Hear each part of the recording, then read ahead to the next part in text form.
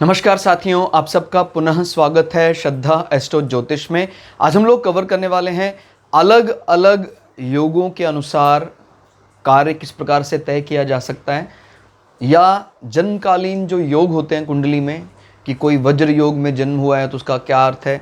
एक बात याद रखिएगा, जो जन्मकालीन योग हैं वो सदैव बुरा फल नहीं देते हैं, लेकिन किसी विशेष कार्य को जब हमें करना है, कोई मुहूर्त की तलाश में है, तो उसके परिप्रेक्ष्य में जब इसको देखना है तो वो अलग दृष्टि होगी। तो आपको ध्यान रखना है, अगर आपका जन्मकालीन योग है इनके तहत, तो उसका ज़्यादा बुरा प्रभाव नहीं आंकना है। लेकिन अगर आप कोई मुहूर्त की तलाश में और उस मुहूर्त में कोई अतिगंड योग आ रहा है तो उसको हमें अवॉइड करना चाहिए।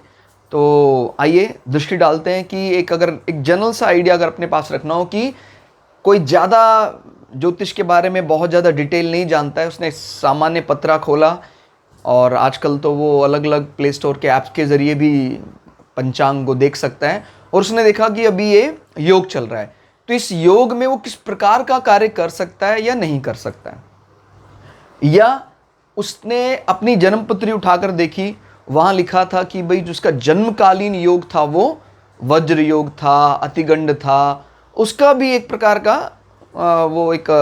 क्या उसका तात्पर्य हो सकता है, एक ब्रीफ सा आइडिया उसको यहाँ से लग जाएगा। तो आइए शुरुआत करते हैं। अलग अलग प्रकार के योग, उनके हमने सिनोनिम यानी कोशिश की है कि हम उनको एक शब्द के जरिए समझाने का प्रयास करें। जो कई कठिन शब्द हैं उनको एक लाइन में किस प्रकार के कार्य करने चाहिए वो हमने सरल भाषा में यहाँ लिया है। जैसे पहले योग की बात करते हैं, विष कुंभ योग, तो कहता है विष समान कोई इस प्रकार का माना जाता है। तो कहता है कि कोई अगर कार्य इसमें करते हैं विष कुंभ योग में, तो कहते हैं उसकी विषाक्तता फैलना शुरू हो जाती है। यानी उस दिन आपने कोई कार्य किया होगा, कई दिनों के बाद पता लगा वो बड़ा भयावह रूप ले लिया उसने। और अगर हम कोई जातक के हिसाब से देखते हैं जिसका जन्मकालीन विष कुंभ योग है, तो ऐसे लोगों को अगर वो उनका छठा भाव भी बहुत अच्छा है, तो अगर वो मेडिसिनल लाइन में जाते हैं, कोई एंटीबॉडी इस प्रकार की रिसर्च में वो जाते हैं, तो बहुत अच्छा उनके लिए वो साबित होगा। तो ध्यान रखना है, एक मुहूर्त की तलाश में है तो विष कुंभ योग को अवॉइड करना चाहिए। और अगर किसी का जन्मकालीन विष कुंभ योग है तो उसको अगर इस प्रकार की कोई वो कार्य करता है कि जिसमें वो एंटीडॉट की तलाश में, कोई मेडिसिन रिसर्च में अगर है, तो वो बहुत आगे तक जाएगा। तो ये फर्क है, यानी मुहूर्त के लिए इसको अवॉइड करना चाहिए। फिर प्रीति योग, जब कभी भी आप अपने पंचांग में देखें या मोबाइल में उस सॉफ्टवेयर में आपने देखा प्रीति योग चल रहा है, तो ये कहते हैं प्रेम का विस्तार करने वाला प्रीति योग होता है। कोई जातक भी अगर किसी का जन्मकालीन जो योग है वो प्रीति योग है, तो प्राय प्रेम से बात करना, और अगर प्रीति योग में किसी का जन्म हुआ और 5वें और 7वें जो भाव के स्वामी उनका आपस में संबंधी बन रहा है, तो ऐसे जातक प्रेम विवाह करते हैं। क्लियर होगा, लव मैरिज की तरफ जाते हैं। ठीक है, तो प्रेम विस्तार ये प्रीति योग में विशेष शुभ फलदायी होता है। आयुष्मान योग, आयुष्मान को दीर्घ समय तक शुभता प्रदान करने वाला योग माना जाता है। यानी अगर आपने कोई कार्य आयुष्मान योग में किया, तो उस समय जो उसकी शुभता थी वो कम थी, समय के साथ साथ उसका जो शुभता है वो बढ़ना शुरू, यानी दीर्घ समय तक उसकी शुभता का प्रभाव को मिलता है। किसी व्यक्ति का जन्म, अगर उसका जो जन्मकालीन योग है अगर वो आयुष्मान योग में है, तो आप उसको भी अंदाजा लगा सकते हैं कि वो लंबी आयु, तो उसको वरदान एक प्रकार का मिला है, और उसके कार्यों से लोगों को बड़ी लंबे समय तक एक सेटिस्फैक्शन मिलता है। ध्यान रखना है, दोनों में अंतर समझना है। कई ऐसे योग हैं जो जन्मकालीन योग बुरे नहीं माने जाते हैं, लेकिन मुहूर्त की दृष्टि से उनको छोड़ देना चाहिए। लेकिन आयुष्मान योग दोनों ही दृष्टि से शुभ फलदायी है। सौभाग्य योग, किसी का जन्मकालीन योग है या अभी अगर वो योग चल रहा है, तो वैवाहिक सुख जीवन में सौभाग्य योग से मिलता है। आपने कोई कुंडली देखी, उसका जन्मकालीन योग भी सौभाग्य है, तो वो कुटुंब को बांधने वाला पुरुष या कुटुंब को बांधने वाली महिला होगी। ऐसी महिला से विवाह करना मतलब आपके द्वितीय भाव को बढ़ाने जैसा होगा। सेकंड हाउस आप समझते हैं कुटुंब का होता है, सभी इस प्रकार की गैदरिंग, हंसी खुशी आपके परिवार में वो महिला देगी जिसका जन्म सौभाग्य योग में हुआ है। या ये कह सकते हैं कि आप अगर किसी अच्छे योग की तलाश में हैं, कोई जीवन में वैवाहिक सुख लेने के लिए, तो आप सौभाग्य योग में विवाह करें जब वो योग चल रहा है, बड़ा शुभ फलदायी होगा। फिर एक आता है शोभन योग। शोभन योग अगर मेरा जन्मकालीन योग है तो मेरी जीवन की जो यात्राओं वाला पार्ट है वो बहुत अच्छा रहेगा, अच्छी यात्राएं करने का मौका मिलेगा, उससे अच्छे गेन्स मिलेंगे। यानी थर्ड हाउस का अच्छा फायदा ले लेता है व्यक्ति अगर शोभन योग में जन्म होता है। और इसी प्रकार से उसको हम मुहूर्त के लिए भी देखते हैं। कोई भी आनंद यात्रा, शुभ कोई हम तीर्थ यात्रा के लिए निकलना चाह रहे हैं कि जहाँ पर कोई भी कष्ट ना हो, सब लोग हंसते खाते जाएं, तो हम शोभन योग में हमें निकलना चाहिए, बड़ा अच्छा माना जाता है। फिर अतिगंड योग। अतिगंड धोखा, निराशा, डिप्रेशन। तो जब कभी अतिगंड में कोई कार्य होगा तो फिर वो व्यक्ति को कहीं ना कहीं उस कार्य में धोखा हो सकता है, कोई सामने वाला धोखा दे सकता है, व्यक्ति निराश हो सकता है, डिप्रेस हो सकता है। इसलिए अतिगंड योग को मुहूर्त की दृष्टि से अवॉइड करना चाहिए। किसी का जन्मकालीन योग अतिगंड है तो वो अपने लिए अच्छा माना जाता है, उसके अपने लिए।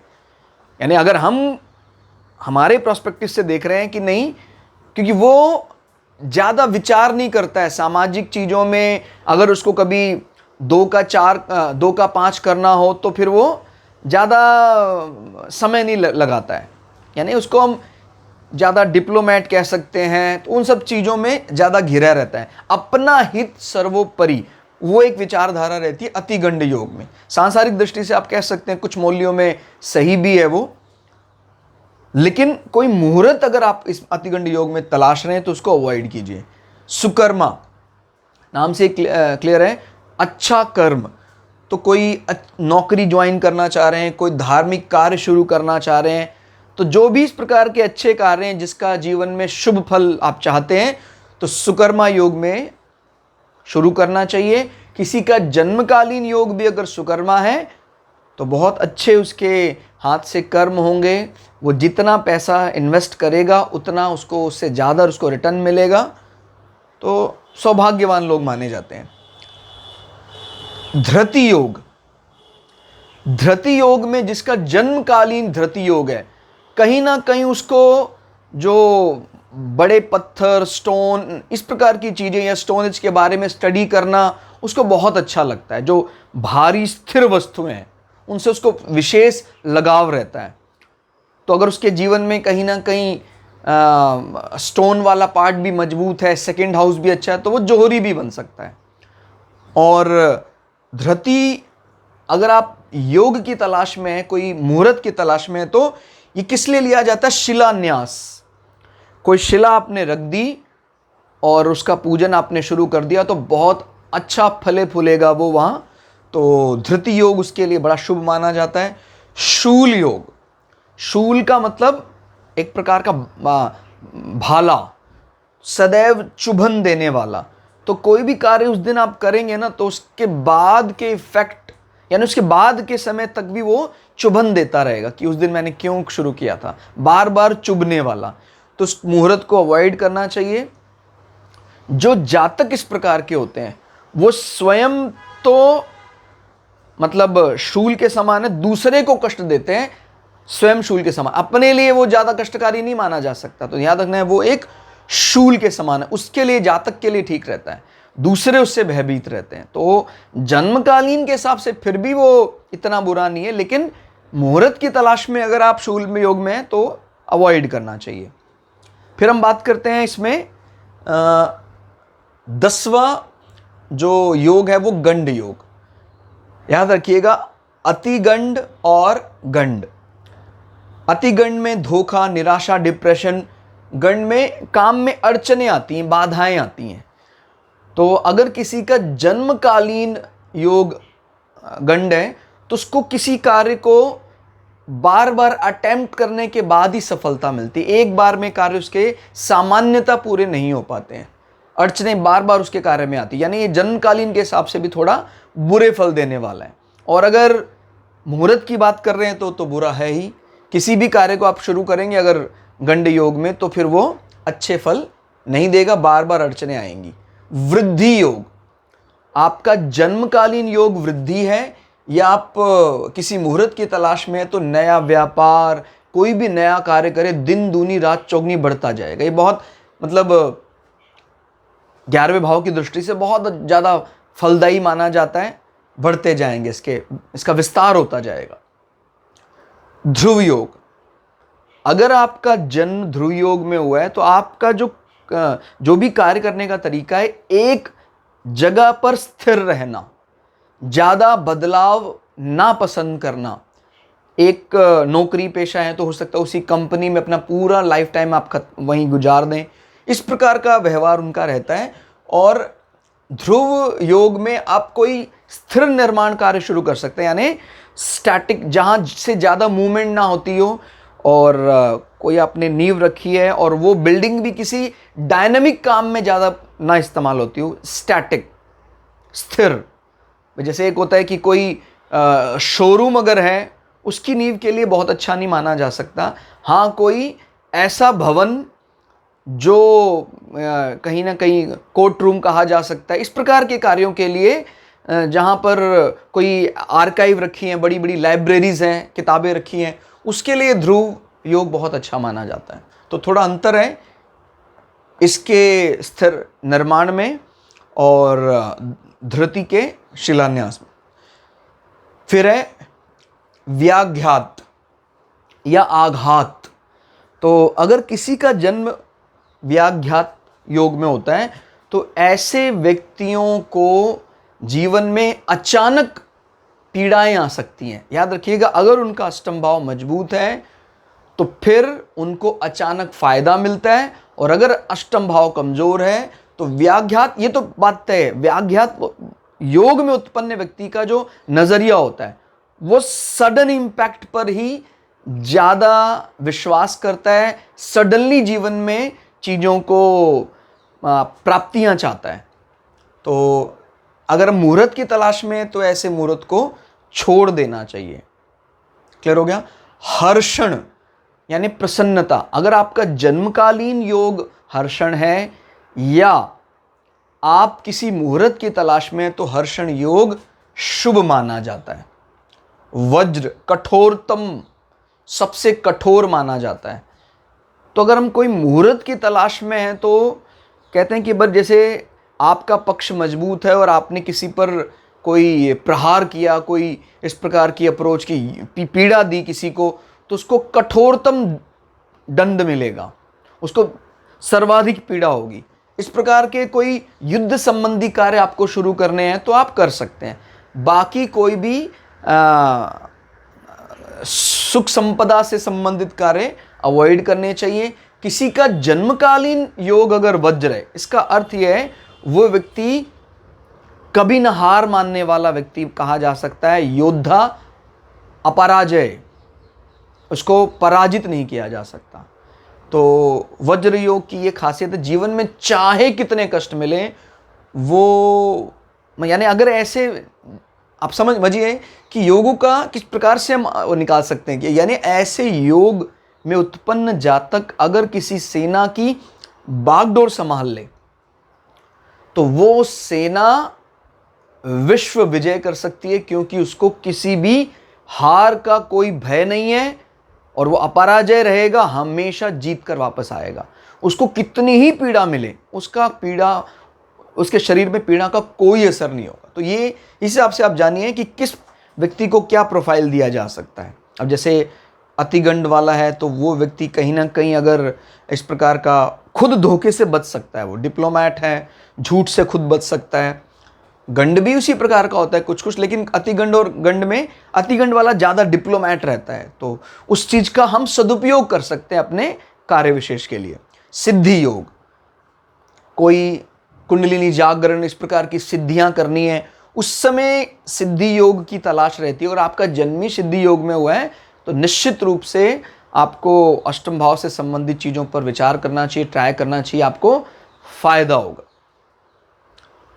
व्यतिपात, व्यतिपात का मतलब हानि ही हानि, जैसे मैंने डबल लिखा है हानि हानि, तो हानि ही हानि। तो व्यतिपात में कोई कार्य शुरू करते हैं, हानि उसके बाद निरंतर हानि रहती है, तो मुहूर्त की दृष्टि से इसको त्याग देना चाहिए। और व्यतिपात में मान लीजिए किसी का जन्म हुआ है और कुंडली में कई ग्रह उच्च के बैठे हैं, इसका अर्थ ये होता है ऐसे व्यक्ति के जीवन में हानियां तो आएंगी, लेकिन कई ग्रह अच्छे बैठे हैं, वो हानियां होने पर भी जीवन में व्यक्ति को कभी भी निराशा के उसमें नहीं उसको ग्रसित होने देंगे। तो ये बहुत बड़ी विशेषता है। कई योग ऐसे हैं जो अशुभ होकर भी अगर जातक की कुंडली में 2 या 3 ग्रह अच्छी स्थिति में हैं तो जातक को अजय बना देते हैं। क्लियर हो गया? तो व्यतिपात जीवन में उसके बहुत पीड़ाएं संघर्ष रहा है, लेकिन उच्च के ग्रह बैठे हैं तो वो ओवरकम उन्हीं चीजों को कर जाता है। जैसे मान लीजिए किसी का जन्म हर्षण योग में हुआ है, ऐसे व्यक्ति को आप अगर किसी युद्ध के क्षेत्र में डाल देते हैं तो वो कुछ नहीं कर पाएगा, प्रसन्न तो रहेगा वो, लेकिन जो उसकी जो फौज का पार्ट है, जो आर्मी का पार्ट है, जो टफ पार्ट है, वो ये टैकल नहीं कर सकता है। व्यतिपात टैकल कर सकता है, वज्र टैकल कर सकता है। तो वो आप थोड़ा डिफरेंस को आप खुद ब खुद धीरे धीरे जब प्रैक्टिस करेंगे आप समझ जाएंगे कि ये व्यक्ति का कहीं ना कहीं प्रोफाइल बता देता है। भाई घर में हमारे 2 प्रकार की महिलाएं हैं, एक महिला है जो सौभाग्य योग में जन्मी है और एक महिला है जो विषकुंभ योग में जन्मी है।